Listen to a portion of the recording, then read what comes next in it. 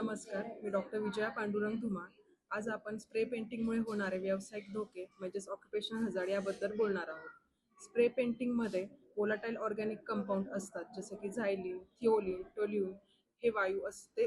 Spray पेंटिंगमुळे हे वायू सोडले जातात. त्यामुळे जर ते वायू आपल्या श्वासाद्वारे शरीरात गेले, त्यामुळे डोके दुखतं, चक्कर येणे, मळमळणे, सेंट्रल नर्वस सिस्टीम म्हणजे मज्जासंस्थेचे नुकसान होऊ शकते.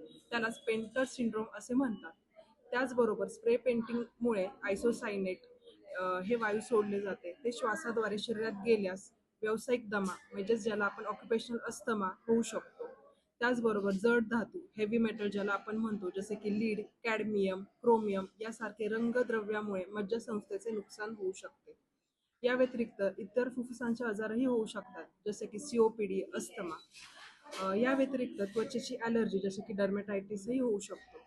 त्या त्याचबरोबर डोळ्यांचे आजार जसे की डोळे जळजळणे, खाज सुटणे हे सगळे परिणाम स्प्रे पेंटिंगमुळे होऊ शकतात.